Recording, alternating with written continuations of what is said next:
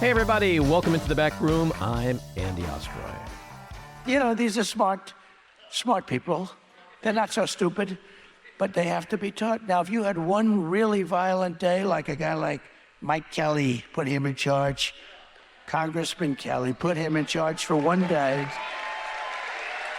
Mike, would you say, he's right here, he's a great congressman. Would you say, Mike, that if you were in charge, you would say, oh, please, don't touch them, let them rob your store. All these stores go out of business, right? They don't pay rent, then the city doesn't buy. It's a chain of events that's so bad. One rough hour, and I mean real rough, the word will get out and it will end immediately. End immediately. You know, it'll end immediately. We're going to talk about that clip in just a second, and we'll also be talking with our guest today, George Conway. Very excited about that. But first, thanks for tuning in. We appreciate you listening, and we'd love to hear your comments. So email us at backroomandy@gmail.com and/or post on our social media, and we'll read some feedback next time. And if you like the podcast, please follow or subscribe and rate and review, and you'll be notified every time we post a new episode. And don't forget, stick around to the end for another episode of Just Jeff. All right, so let's talk about that insane clip. What the guy is literally saying is, we're going to spend an hour and just have cops beat the shit out of everyone, and then we'll be fine. Now, that doesn't sound like a dictator to me. Oh, well, this is in keeping with Trump's mission to be just like every other dictator. He envies them and wishes that he could do everything they do. He wants to use the military to assassinate his opponents. He wants to use the police forces across the country to commit violence in ways we can't even fathom in this country. It's unbelievable. I can never get over the applause from the audience. Yeah, well, that's a really good point, Jen. You know, after 9 years, we can almost just say, like, this is who he is. He's a sociopath. He's never going to change. He's awful. We loathe him, and he's dangerous. But there's so many people that just like all that shit. Yeah. I mean, he got 73 million people last time to vote for him. He's probably going to get that or somewhere close to that again. Yes. And that's terrifying with 5 weeks left to go in this election. So it was a busy week for Trump. Last night, there was a historic rally in Wisconsin with Kamala Harris and Liz Cheney. Let's play a little something from that. I know that President Harris will be able to unite this nation. I know that she will be a president who will defend the rule of law. And I know that she will be a president who can inspire all of our children, and if I might say so, especially our little girls.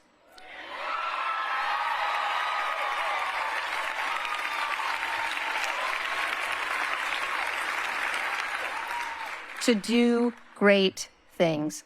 So help us right the ship of our democracy so that history will say of us, when our time of testing came, we did our duty and we prevailed because we loved our country more. I mean, just think about how stunning that moment was. I'm so proud to have her on our side. And I mean, like the three of us, could we ever imagine saying, I love Liz Cheney? No. Or Dick Cheney? But, I mean, just think of, if I said to you 10 years ago, 10 years from now, a Cheney is going to be standing on a stage at a rally, a live gathering of supporters for a black South Asian woman Democrat nominee for president, you would have said I'm crazy. I would have said, whatever you're smoking, give me some. That shit's cray-cray. It's from the bong. Yeah, it was historic. And I just hope it has impact. Besides making us feel good. That's probably the most impact that it has, actually. But that's good, too. Yeah. Well, look, I'll take it in a heartbeat. There was also a big filing this week. Jack Smith, the special counsel in the Fed's the J6 case down in D.C., did literally what the Supreme Court told him to do, which was go back to Judge Chutkan and explain why these charges are legit and this trial should go forward soon. And of course, Republicans and Trump are like, 30 days from there's a rule in the Department of Justice. It's like, no, this is because of you, pal. Okay, you delayed it to this moment. And like he's just doing what he was told to do by the Supreme Court. And by the way, he presented a sealed document to the court. Judge Chutkan unsealed it. But of course, truth and reality means nothing to these people. But it's still out there, and you can't unsee it. No, and the things that he said, like when an aide came to him and said, your rhetoric is inciting violence. I'm afraid we're going to have like another Brooks Brothers riot. What did Trumpy say? Make them riot. And then they came to him and they said, they're about to hang Mike Pence outside the Capitol. And what did Trumpy say? So what? So what?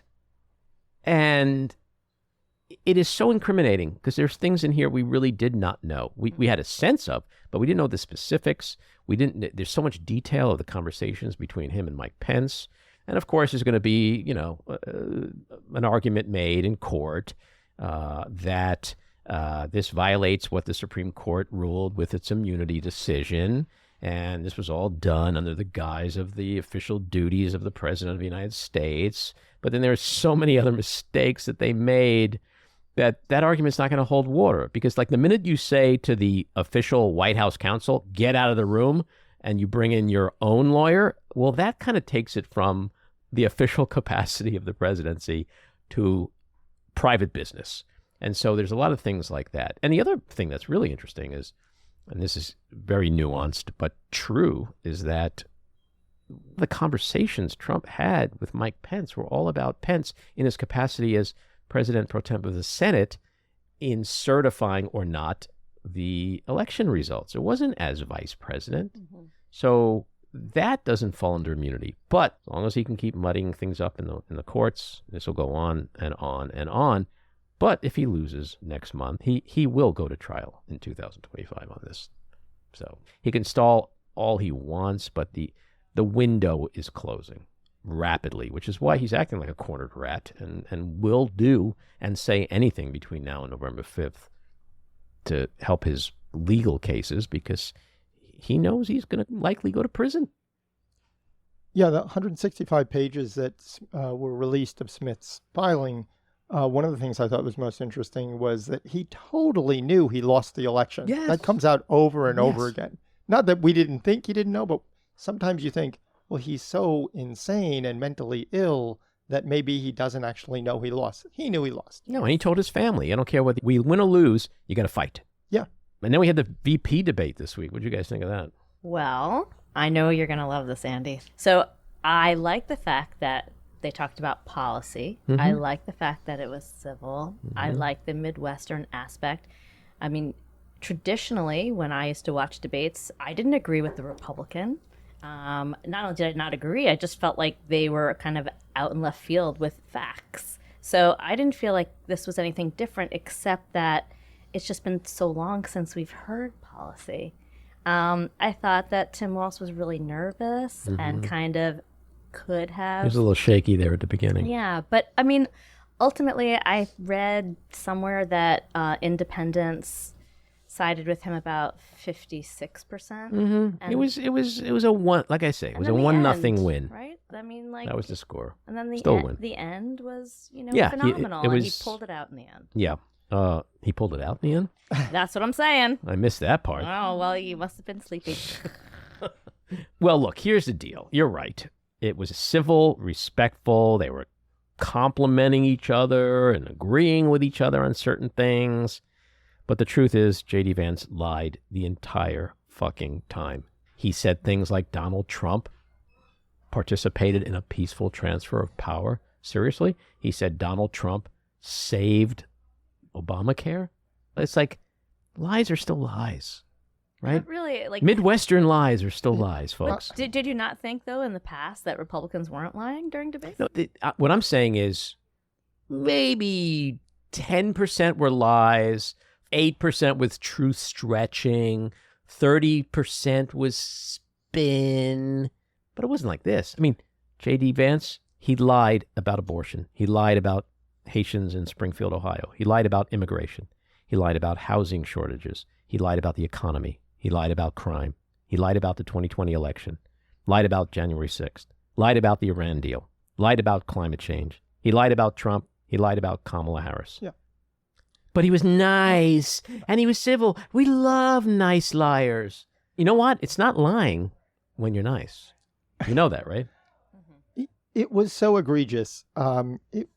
Basically, J.D. Vance is like a bucket of piss, and he tried to turn it into Sprite. That's an insult to urine, Matty. Like the idea that Trump saved the Affordable Care Act, I nearly fell over. But we know that, to Jen's point, Walz scored a big point at the end when he was like, did Donald Trump win or lose? Like that moment. But he had other moments where he could have done that.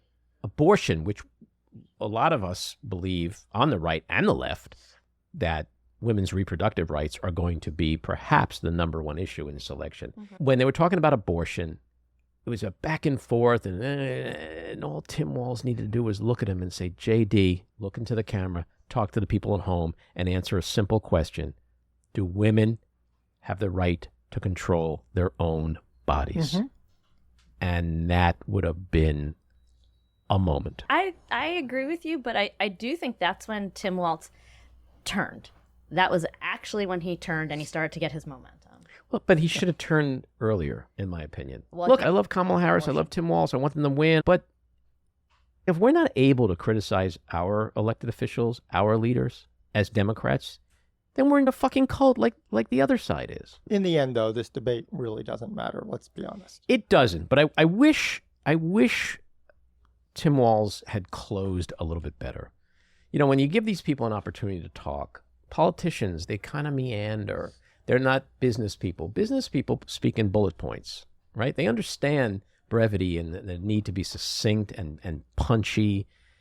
And I just wanted him to look in the camera and just say, listen, America, only one party wants women to control their own bodies. Only one party will do something about climate change. Only one party wants to protect your health care. Only one party fights for gun reform.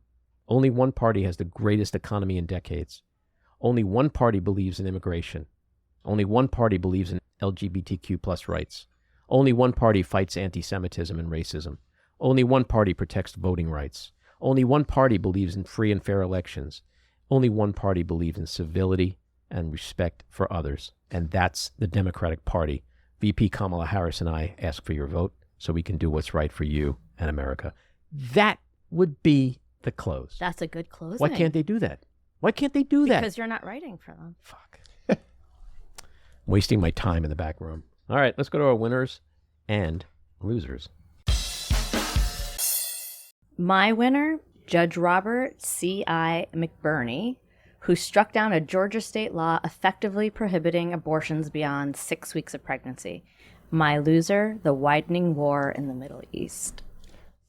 I'll start with my loser, and that's former Mesa County, Colorado clerk and celebrity election denier, Tina Peters, who was just sentenced to 9 years for her voting data scheme. And my winner is a double win, actually, for the Harris campaign. The Longshoremen's Union suspending their strike cannot be overstated how important that is for this campaign and for Biden, and the boss endorsing her. I'm going to go with Jen, Judge Robert McBurney in Georgia. That's my winner. My loser, Donald Trump, who had the unmitigated gall to again downplay as, quote, headaches, the traumatic brain injuries suffered by over 100 U.S. soldiers following missile strikes at the Ain al-Assad base in Iraq in January 2020 at the end of his presidency. Which gets me to the weekly rant.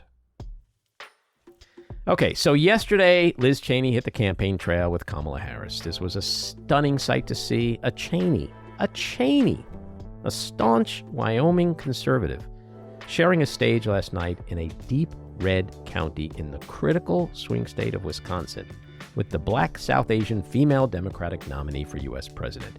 This partnership, as I said before, would have been utterly unthinkable a decade ago. But we have Donald Trump to thank for this stunning display of unity and patriotism.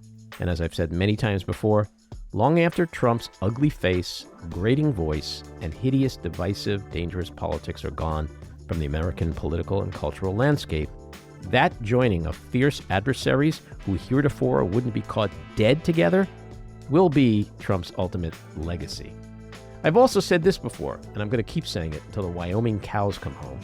Liz Cheney is a fucking hero, a warrior who's valiantly and selflessly fought Trump and is now supporting Harris at great cost to her life, her career, and personal security. Adam Kinzinger was another early antagonist of Trump and Trumpism, and we've seen others like former Georgia Lieutenant Governor Jeff Duncan and former Arizona Senator Jeff Flake speak out as well. And now we're hearing myriad calls for leaders like Mitt Romney and George W. Bush to speak out and endorse Harris as well. But here's the hard truth. We don't need Romney or Bush. I would suspect we already have most, if not all, of their supporters and loyalists. Furthermore, they were always never Trumpers. So there's nothing new and shiny here. Oh, sure, it'd make us libtards feel all warm and fuzzy, but it'd also come with no real incremental value. So who do I want to see get tough and finally put country before party these last few weeks before the election? I want to see sycophants like Lindsey Graham and Marco Rubio stop holding Trump's balls and grow a pair of their own. That's who could move the needle. Same for others like Mike Johnson and Mitch McConnell. For fuck's sake, McConnell's like 120 years old, and we know he hates Trump and he thinks he's a massive threat to democracy. So what the fuck does he have to lose in the bottom of the ninth in the game of his life? Talk about legacies. Wouldn't that be something? All right, let's get to George Conway. He is an attorney, political activist, and legal and political commentator. He is president of the Society for the Rule of Law, the executive director of the Anti-Psychopath Political Action Committee, which I love, and a founder of the Lincoln Project. He is a host of the Bulwark's podcast, George Conway Explains It All, in parentheses, to Sarah Longwell, and he is a contributing writer to The Atlantic. He previously worked as a litigator for 3 decades at the law firm of Wachtell, Lipton, Rosen Katz in New York City.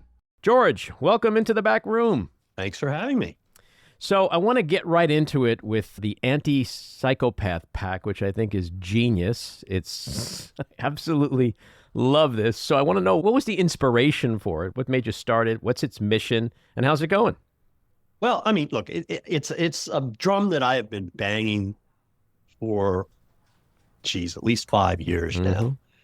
I mean, when I came into all of this as a Trump supporter. My wife was the campaign manager, and I thought he was a little odd and, a little egomaniacal, but, so are a lot of politicians. And I thought, okay, he'll conform himself to the rules and the normality of being president. He'll might scare you a little bit every so often by doing something screwy, but he'll get the drift of it. There'll be good people around him, and pretty early on, like day one almost, it's like something wrong with this guy. And it got to the point where I had been offered a very senior position in the Justice Department to basically run the civil division of the Department of Justice, which is essentially the world's largest law firm. And I just said, there's no fucking way I'm going to work in this administration, because this guy, there's something wrong with this guy. And over time, as I began to read more and try to figure it out, I came across some literature basically discussing personality disorders. And once you see the diagnostic criteria in the DSM-5, the Diagnostic and Statistical Manual of Mental Disorders, and you see the diagnostic criteria for narcissistic personality disorder and antisocial personality disorder, the latter being sociopathy, you realize the guy checks every box. And then when you read more, you learn that narcissistic sociopaths have been the bane of human existence for a long time.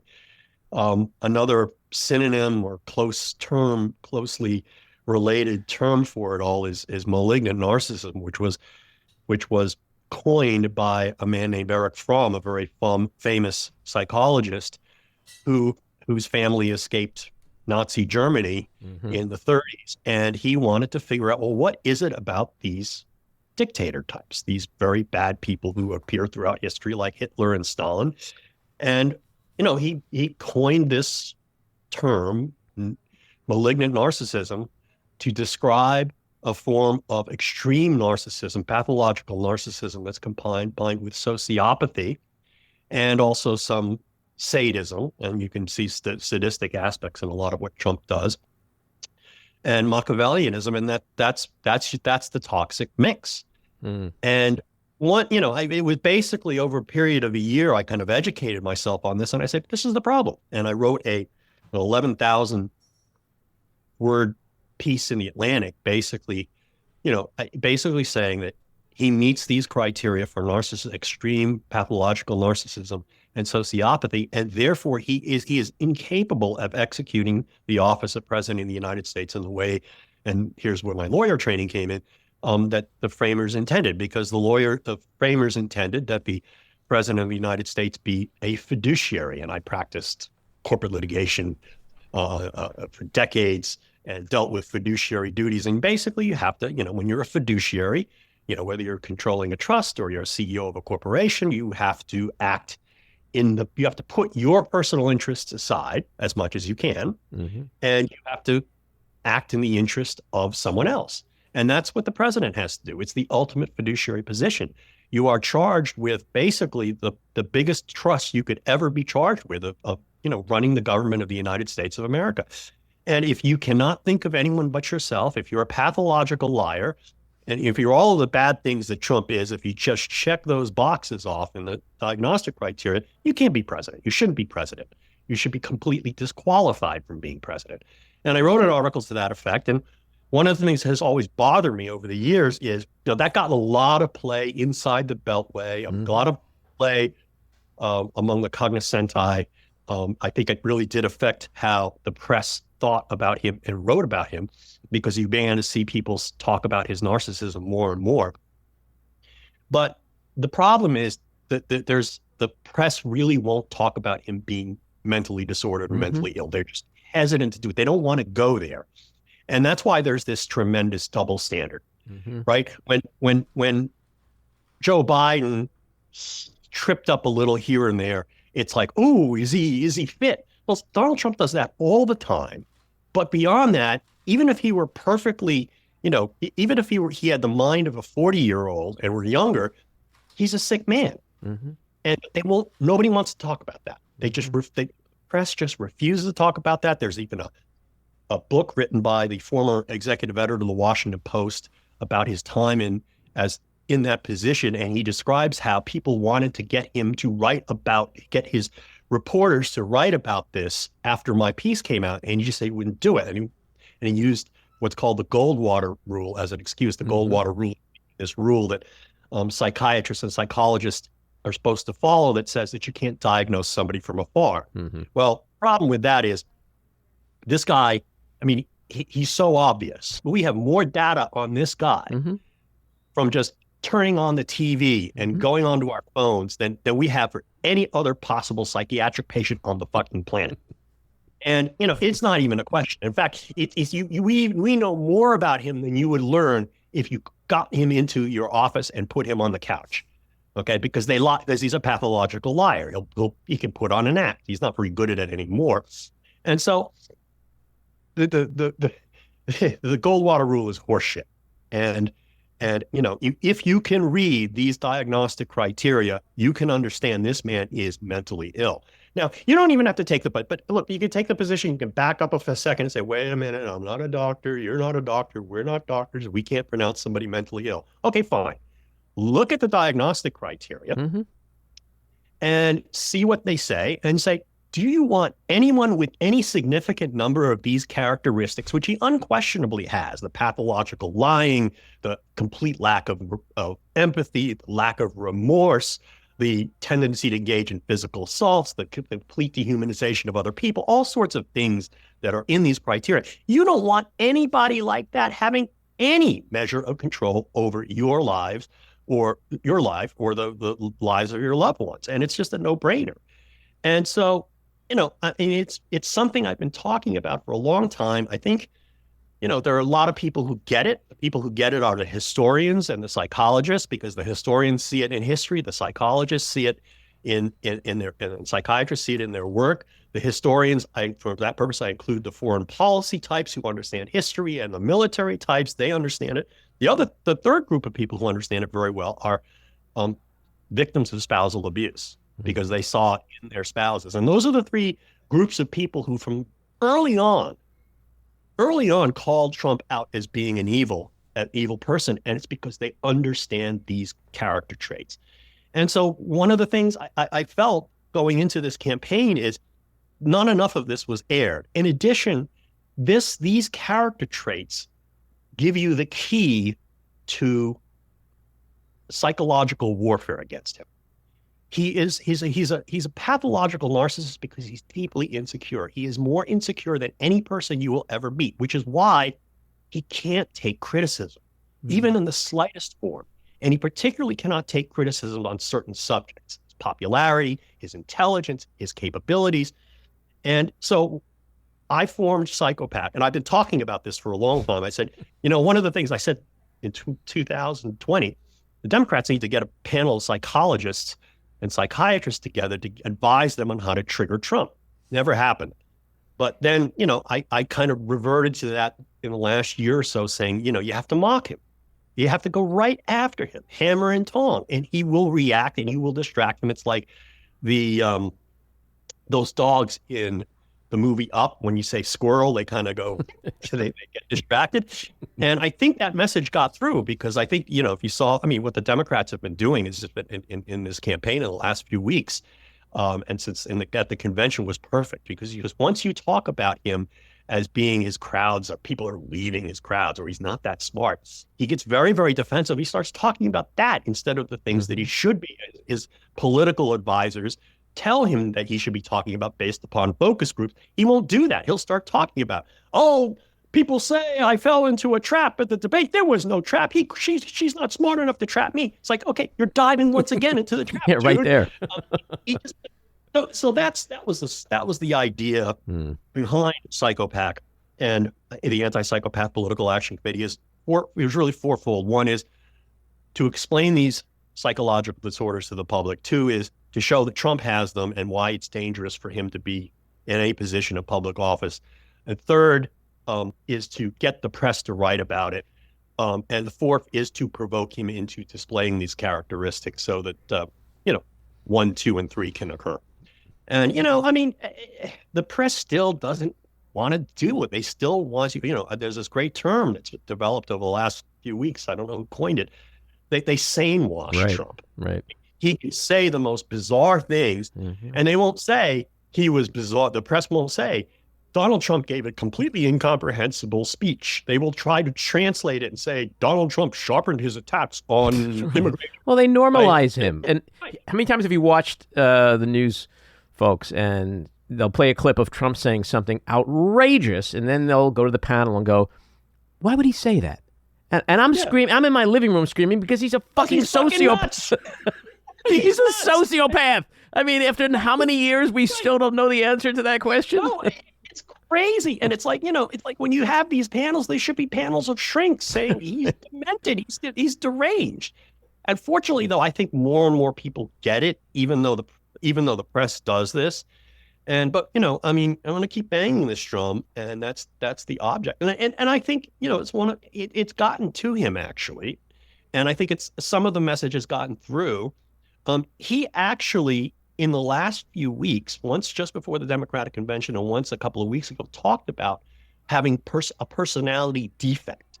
And this was like in my opening video, I talked about the personality disorders. This is a big theme, and when I go on TV, is that his personality disorders, the narcissism and the sociopathy, basically explain everything you need to know about Donald Trump. It accounts for the criminality, the misogyny, the racism, the authoritarianism, his love for dictators, everything. You can trace it back in some fashion to these behavioral characteristics.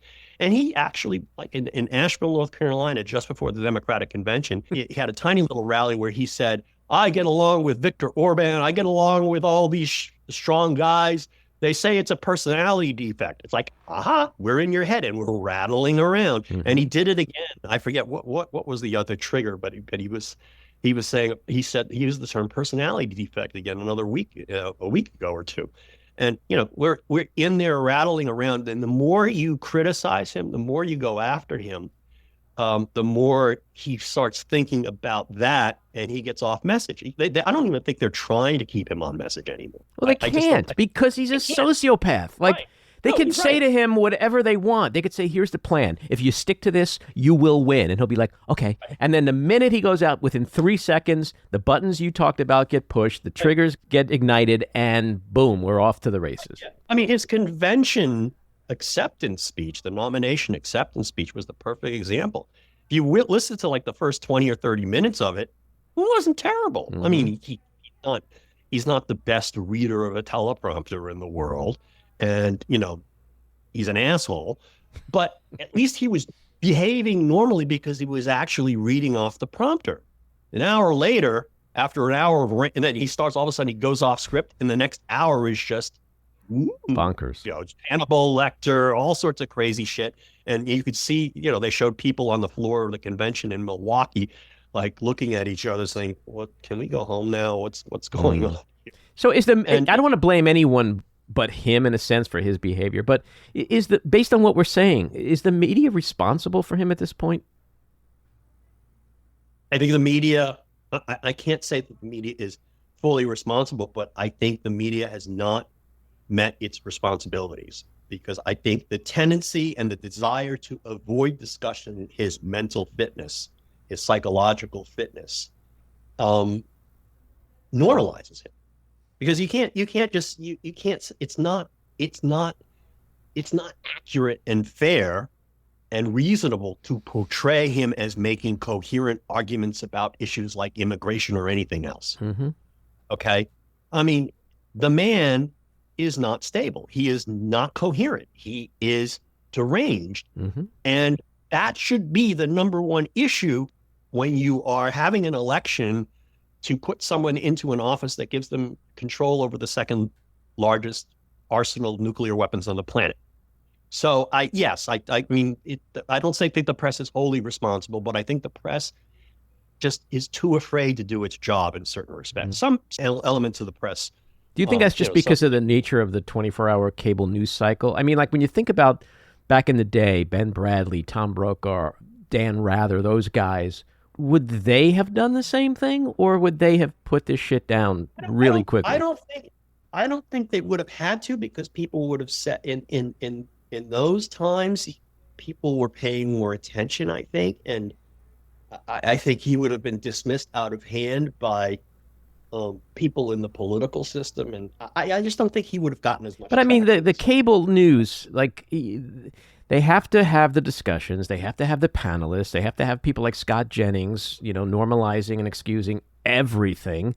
And it's because if they were just instead of twisting themselves into pretzels, would just say, well, Trump acted like a sociopath again today. He's out of his mind. Well, like, how would they function? Well, you know, I think they'd get high ratings if they started putting shrinks on TV talking about it. People, because it would be different. It would be new and different.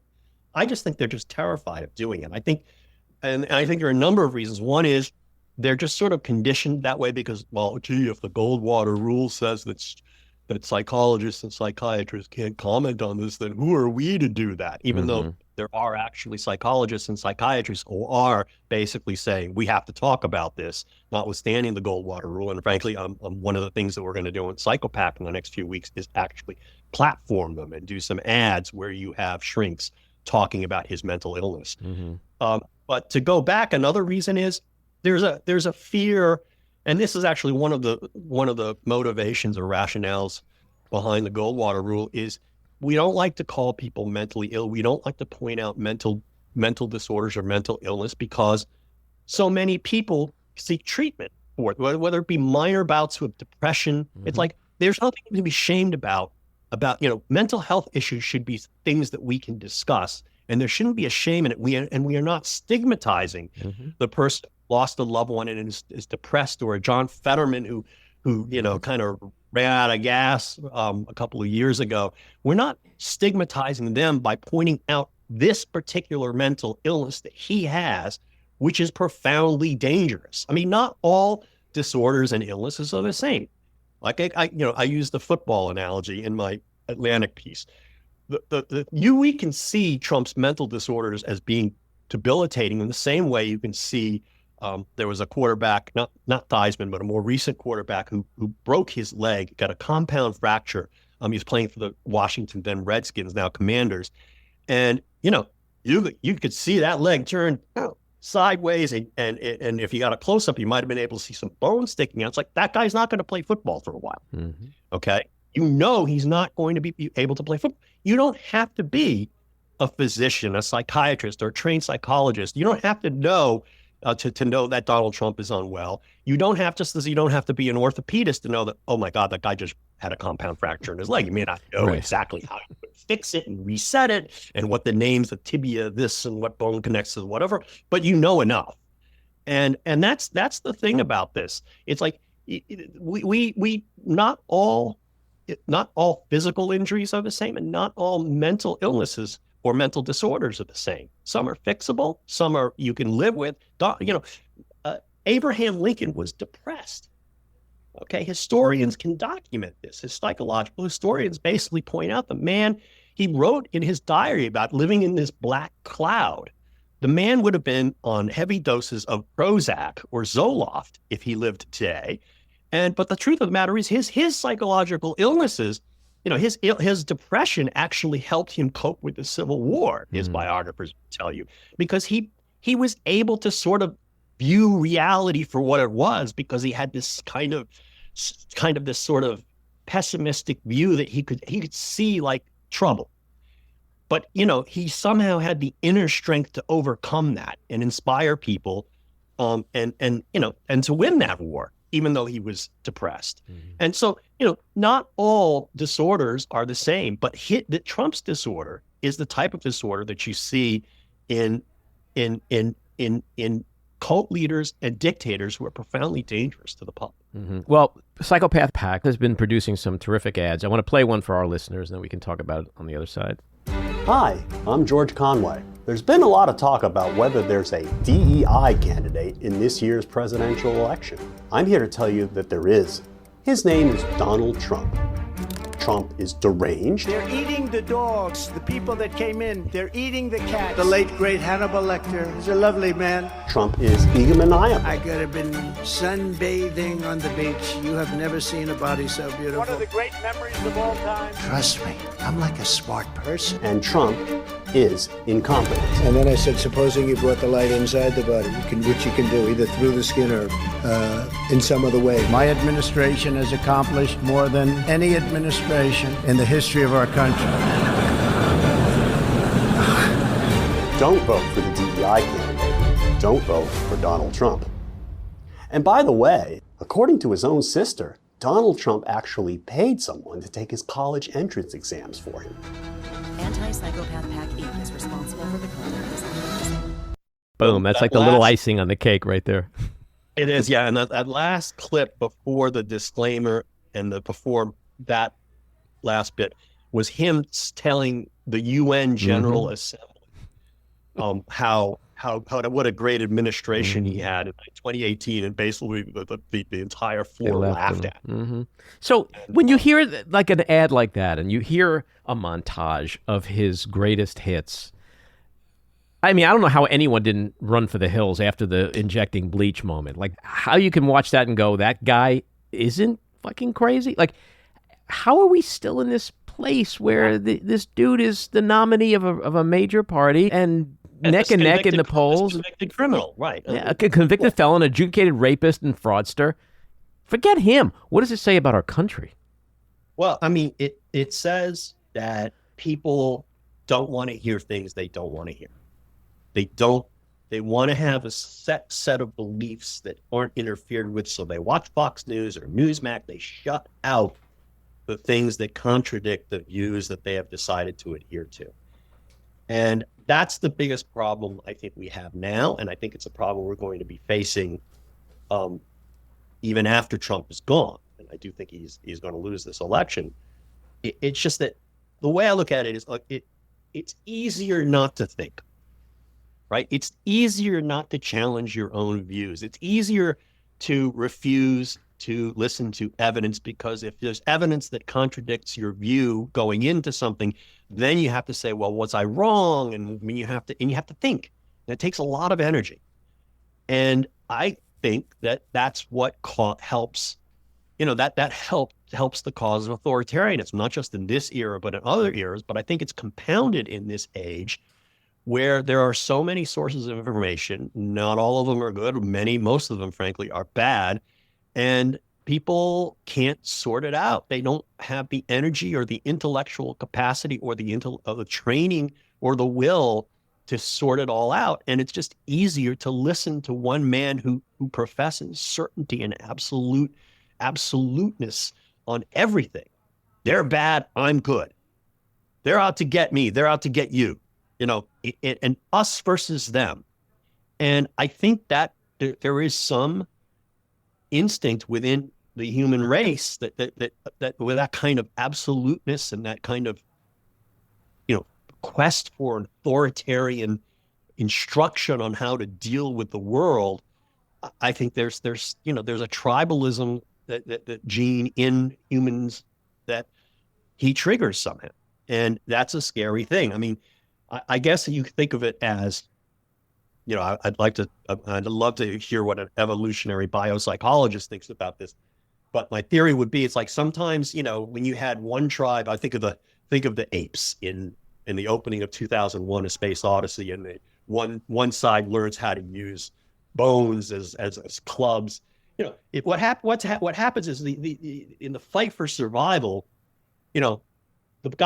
sometimes the groups of humans or pre-humans that were led by the sociopath, the bigger sociopath would win because they'd slaughter the other ones. Mm-hmm. And I think there's some of that. I think there's some of that in our DNA. And I also think there's also, the need to cooperate is also in our DNA. Mm-hmm. And so we are, as human beings, these two tendencies fight each other. And, in the modern age, it's more important than ever that we, focus on the cooperative genes, because we have so many means and methods by which we can destroy each other more than ever before. And we're more closely linked to everyone else, thanks to technology and everything else, that we have to be more cooperative than ever before. And that's a tough thing for some people to handle. Yeah. A lot of people say MAGA is a cult, and I used to be one of them. But then you see Donald Trump exploiting God and religion. You see the evangelicals behind him. I feel like now it's not a cult. It's actually a religion, which is kind of worse because they literally have their own God. Well, I'm not sure I make the distinction. I think you're right. But that it is kind of like a religion. But I think that's what cultism is. Mm-hmm. Where you basically, take one person and put them on a pedestal, and they are the font of all wisdom and goodness and truth. And yes, that's quasi-religious, but it is the nature, I think, of cultism.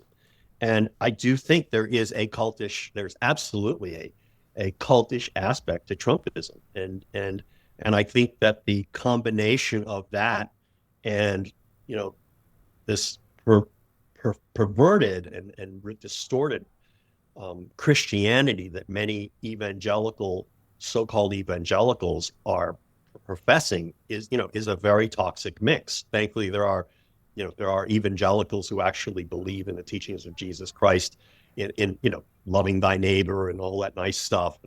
And they're pulling they're actually evangelicals for Harrison. Thank goodness for them, because they see the evil in how their faith has been perverted. An example was you have a nephew and a niece of Franklin Graham criticizing him for standing out for Franklin Graham for standing with Donald Trump when Donald Trump was accusing falsely the administration of withholding hurricane aid to people in need. Mm-hmm. And, Franklin Graham is there, this religious man, but while standing next to Trump, while Trump is violating one of the 10 Commandments mercilessly. Mm-hmm. You have a couple of other ads that are also extremely powerful. Each features two women, Jessica Leeds and Natasha Stoyanov, who accuse Trump of sexual assault, and they recount the allegations and urge voters not to vote for him. Where are the ads being placed? Like, what is the strategy? Who do you want most to see these ads? Well, we want swing voters to see those ads. I mean, we have multiple audiences here, obviously. We want to get earned media coverage by getting the attention of the media, so that amplifies our message, and that gets to voters. We also want to trigger Trump So he's an audience, and we want to distract him from what he's trying to do, which is win an election and get him defensive about certain things. We ran a lot of our ads, like the one you played earlier, is really just designed to play with his head more than anything. Although I think it does. I think it's good to remind voters about how screwy he is. These ads in particular were much more serious. The sex assault victim ads, and these are the ads we spent. We spent about $500,000 not just putting them on and just so that he can see them, but in actually, we ran them in Pennsylvania. We ran them on national cable, and we want people to see those. And we've got a couple of more ads that are just like that. Again, very serious. At least one is going to involve an additional victim who is just as compelling as Natasha Stoyanov and Jessica Leeds were. And then we're going to do a compilation ad where you string these people together and show how similar the pattern is, and also work in some E. Jean Carroll and what happened to her. That's like how they're cornered and they're grabbed, and it's the parallels are just amazing, which is why Natasha Stoyanov and Jessica Leeds were allowed to testify at E. Jean Carroll's trial, because it showed such a strong pattern of evidence. And under Rule 412 of the Federal Rules of Evidence, you can admit that similar acts evidence. And we're going to run an ad that I think is going to be the most compelling one we will probably have this season, where we're just sort of stringing all 4 women together and showing how similar their stories are, so that there's just no doubt. And I think people don't really doubt that he did these things now. I mean, I think they did in 2017. People weren't ready for it, and these women took a lot of abuse from Trump lovers and others. The feedback from these ads has been tremendously positive, and I'm grateful for that, because these women are so courageous to have, risked speaking out again, and I'm glad to see that they're being listened to. And so that's the thing, is like I made a big pitch on Twitter today for more money, because this is where we want. I put in $343,434.34 of my own money. That's the 34 is kind of a play on the number of felony counts he was convicted on in New York. And I may put some more money in. I want to raise some more money so that we can do these last 2. These ads, I think, are just tremendous. We tested them, and these ads are extremely effective even among Trump voters. And if I can scrape together some more money to really, really run these in places that truly matter, Pittsburgh, Harrisburg, Erie, those are the places I think of offhand, Saginaw or whatever, and North Carolina. I just would love to be able to do that, and I'm working on that. But you can only do what you can do. Right. Well, you're doing a good job at it. Do you think women are going to be the key in this election to the point of the sexual harassment, the overturning of Roe v. Wade, just the assault mentally and physically that Trump and his ilk have waged on women ever since he came onto the scene? Yeah, I mean, look, the polls show that the gender gap is enormous. Women see this guy for the evil man that he is, and they really are deeply alienated by him, even leaving apart the question of reproductive freedom. So there's no question that if any one demographic group should deserve an award for saving the country come November 5th, it's going to be the women voters of this country. So, George, you've become one of the most prominent conservative voices speaking out over the years against Trump. Are you concerned at all about the possibility of being on his infamous enemies list that would target you for vengeance should he win? No. I mean, I do think he will. But, I'm 60 years old. I've had a great life. I've made a bunch of money in my life, and I can take whatever's coming to me. I don't want anything. I think that's a great advantage I have. I'm in Washington, D.C., and one of the huge advantage I have over so many other people is I don't want anything. I don't want a job. I don't need a job. I don't need to make money. I have the freedom to say what I want to say, and I still am going to have that. And if he wants to try to do shit, well, I'm also a lawyer, and I can raise money to help litigate against him. And if all else fails, I'll just take my kit and caboodle and go skiing on the South Island of New Zealand. But isn't I really want to do, actually, no matter what happens.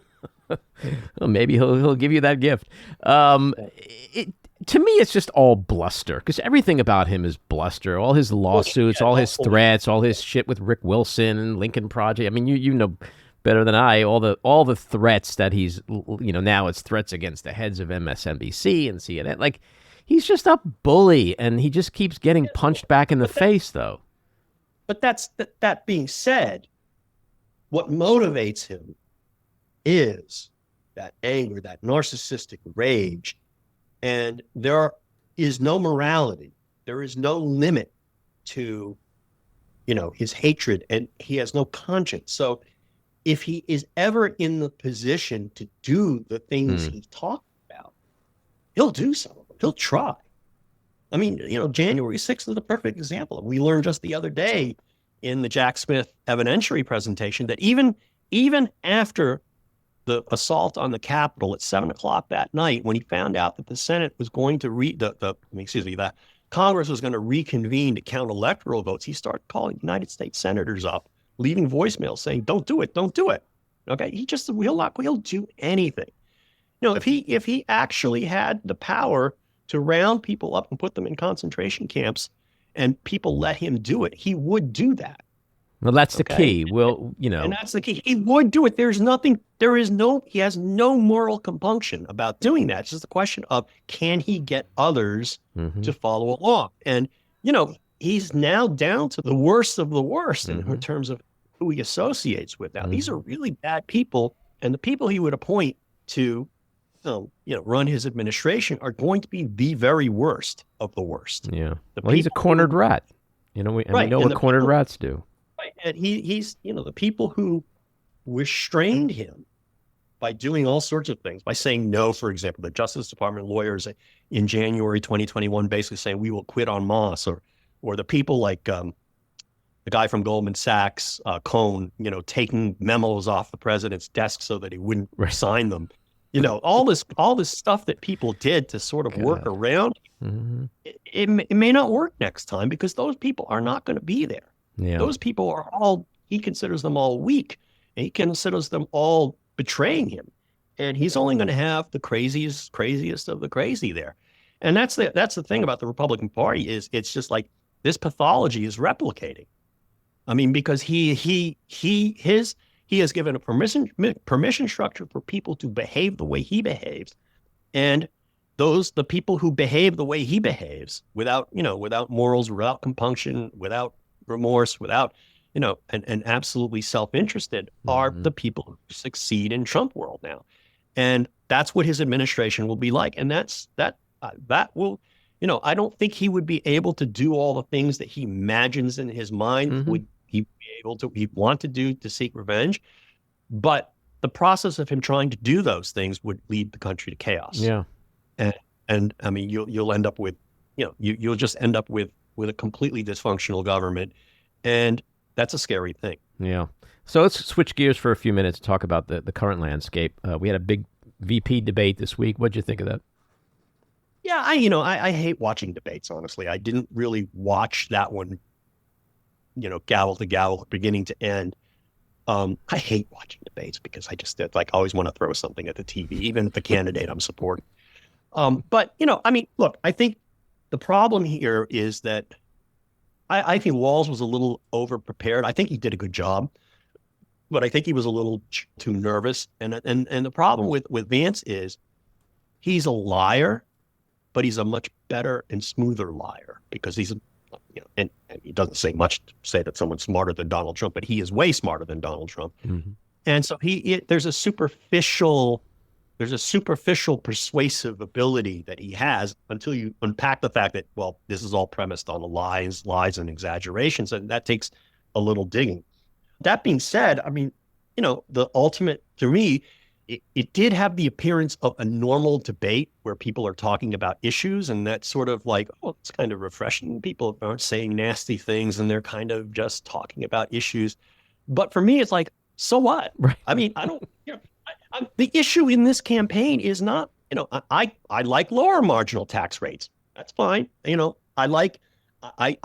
believe I believe in having strong border controls, for example, as now the Democrats do. And I believe in, there are all sorts of issues that I would love to be talking about, but none of them matter when you have the top of the ticket on the Republican side as a guy who basically was willing to throw out the Constitution he was sworn to defend. Mm-hmm. And then you have this vice presidential guy, this vice presidential candidate who basically says he won't admit on national television that Donald Trump lost the 2020 Well, that was the most striking moment. Right. And that's it. It's like that's the only thing that matters to me. Mm-hmm. But he's nice. He was nice. He was I wanna nice go- and yeah. civil. It was nice and civil, but at the end it was it's funny, you leave it to a football coach to basically win the game on the last drive. Right. But A Hail Mary. what was the He was just like Well, it was a great, nicely Yeah. executed Mm-hmm. drive. I wonder why. I wish the moderators had brought that issue up earlier, because I think it's the most important issue in the campaign is the rule of law and not all this other stuff. We should be concerned about this other stuff, but it's like we don't get anywhere if we lose the democracy and lose the rule. But that's the thing, when you watch the cable news programs, they create this narrative during the show that the average person doesn't care about democracy. They care about the cost of eggs. And so they push that out there so much to the point where I think there are some people who are like, yeah, we survived Trump last time. Democracy was okay. That's just bullshit. I got to feed my family, and I can't afford my rent. And I don't understand how that can be, how people could not care whether we have democracy and a rule of law. Yeah, and I think they don't understand. What they also don't understand is, and frankly, it's not just ordinary people on the street, but these billionaire types who support Trump. What they don't understand is that if we lose the rule of law and we lose democracy, and we have an administration that is just hell-bent on achieving vengeance for its fearless leader, that's not going to be good for the economy. The capital flight, the human and financial capital flight will be tremendous, and we won't have the greatest economy in the world, the one that people flock to come to see. The reason why people come here, the reason why we have an immigration problem is because this is the best place to be. Yeah. And we have the greatest economy we've had in decades. They talk about how it's a shitty economy, but he's hawking $100,000 watches to people during a so-called economic crisis. Imperfect as this country may be, people want to come here because they'd rather live here than other places. Mm-hmm. And that's the big advantage we have. And that's something we should be grateful for. And to basically destroy the country to keep people from coming to it, or what sense is there into that? Mm-hmm. And that's I agree with you. I can't fathom why people think. I get it. You're trying to make a living, but we have the best standard of living humans have ever had. Yeah. Basically, It's crazy. It's never been better. It's like even when you compare back to the 70s and the 60s. Okay, we walk around with these cell phones. We can watch TV on our phone. Even the poor people have that. Well, it's like the famous Louis C.K. skit where he's on the plane and people are complaining about the bad Wi-Fi, and he's like, "People, you're 40,000 feet in the sky and you're complaining about bad Wi-Fi, like going 750 miles an hour." Like, I think people are just so used to things being so good that they don't really believe it's good anymore. And then they're envious. They look and see other people are doing better than they are or as good, and they focus on that instead of focusing on the good things that they have. And it's really, I think it's, in a sense, I think the United States of America is a victim of its own success. Yeah. So how you feeling about the campaign? We've got 5 weeks left. You feeling good, optimistic? I'm feeling good and optimistic. I think the Harris campaign has just run essentially a flawless campaign. Mm-hmm. And to think about the fact that they had to switch. They switched candidates. They changed the signs in a day, and managed to do this amazing convention, and managed to basically play error-free ball for this long. Is amazing, and I think it's going well. But I think at the end of the day, and I think she's going to win, as long as nobody lets up. But I think we're still going to be horrified on November 6th or 7th or 8th or whenever the votes are all in, and we know who the winner is. At 75 million people still voted for this piece of shit, Trump. How impactful do you think these high-profile endorsements are going to be? Liz Cheney, we saw the historic joining on the stage of her and Kamala Harris yesterday. The Taylor Swifts, the Bruce Springsteens. Like, is this going to matter to anyone? I think they will. I think in a number of respects, because you don't see any of that on Trump's side. Oh, Kid Rock, I don't know. Give a shit about Kid Rock. But come on, Hulk Hogan. Hulk Hogan. But and in particular, Liz Cheney and other Republicans. Okay, I'm granted there should be more, right? I mean, granted, George W. Bush, Mitt Romney. There are people, all sorts of people on the Republican side, conservative side, who sit on their hands too much, and who should be out there saying this is for all the marbles, guys. We got to vote for Kamala Harris, even if we don't like everything she stands for. And this because this is for the country. But we got to take what we can get, and things like the more you have a Liz Cheney out there doing these things, the more it creates a permission structure for the people whose default position is to vote for the Republican, but they have qualms about Trump, and they gives them permission to do what they need to do. And so I really, my hat's off to Liz Cheney for that amazing speech she gave yesterday. And it would be great if more people came out. Yeah, I certainly wouldn't be upset if a Mitt Romney or a George Bush came out, but I almost feel like at this point we have those supporters. What to me would move the needle is if a Lindsey Graham would say, you know what, I found Jesus, or Mitch McConnell or Marco Rubio, people like I think the Never Trumpers, we've sort of plateaued. No, I agree with that. I want to see somebody who's still in the game go, you know what? Wait a minute. I know it's the bottom of the ninth, but I'm out. I'm out. Yeah, no, that would be the greatest October surprise. Yes, it would. And maybe it's enough that we have enough already, but the possibility of Trump winning is more than is not zero. Yeah. So until it is zero, and I want everybody out there to do that. Yeah. Do you fear another J6-like insurrection if he loses? Because he sure as shit seems to be operating from the same same playbook.